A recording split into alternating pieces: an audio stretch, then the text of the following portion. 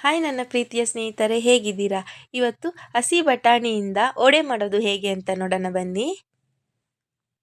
ಮೊದಲಿಗೆ ಒಂದು ಮಿಕ್ಸಿ ಜಾರಲ್ಲಿ ನಾನು ಬಟಾಣಿ ಹಾಕ್ಕೋತಾ ಇದ್ದೀನಿ. ಈಗ ಅದು ರುಬ್ಕೊಳ್ಳೋಣ. ಇಷ್ಟು ರುಬ್ಕೊಂಡ್ರೆ ಸಾಕು, ಸ್ವಲ್ಪ ತರಿ ತರಿಯಾಗಿ. ಈಗ ಅದು ಒಂದು ಬೌಲಿಗೆ ಹಾಕ್ಕೋತಾ ಇದ್ದೀನಿ. ಈಗ ಸಣ್ಣಕ್ಕೆ ಈರುಳ್ಳಿ ಕಟ್ ಮಾಡ್ಕೊಂಡಿದ್ದೆ, ಈರುಳ್ಳಿ ಕೂಡ ಹಾಕ್ಕೋತಾ ಇದ್ದೀನಿ. ಶುಂಠಿ ಹಾಕ್ಕೋತಾ ಇದ್ದೀನಿ. ಹಸಿಮೆಣಸಿನ್ಕಾಯಿ ಹಾಕ್ತಾ ಇದ್ದೀನಿ. ರುಚಿಗೆ ತಕ್ಕಷ್ಟು ಉಪ್ಪು ಹಾಕ್ತಾ ಇದ್ದೀನಿ.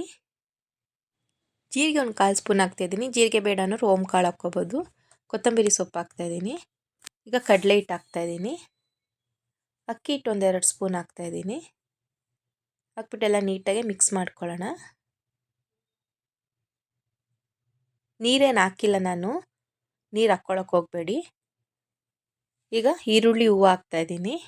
ಈರುಳ್ಳಿ ಹೂವು ಬೇಕು ಅಂದರೆ ಹಾಕ್ಬೋದು, ಟೇಸ್ಟ್ ಚೆನ್ನಾಗಿರುತ್ತೆ. ಬೇಡ ಅಂದರೆ ಸ್ಕಿಪ್ ಮಾಡ್ಬೋದು. ಇಲ್ಲಿ ನನ್ನ ಹತ್ರ ಇತ್ತು ಅಂತ ನಾನು ಹಾಕ್ತಾಯಿದ್ದೀನಿ.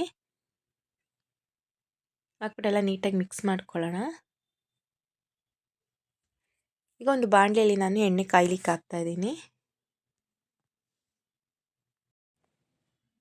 ಎಲ್ಲ ನಾನು ಈ ಥರ ಕಲಿಸ್ಕೊಂಡಿದ್ದೀನಿ. ಈಗ ಇದನ್ನು ಈ ಥರ ಚಿಕ್ಕ ಚಿಕ್ಕದಾಗಿ ಉಂಡೆ ಮಾಡಿಕೊಂಡು ವಡೆ ಥರ ತಟ್ಕೊಳ್ಳೋಣ.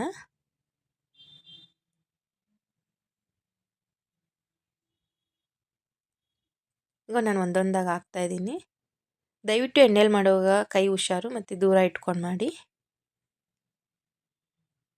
ಈಗ ನಿಧಾನಕ್ಕೆ ಒಂದೊಂದು ಸೈಡ್ ತಿರುಗಿಸ್ಕೊಳ್ಳೋಣ.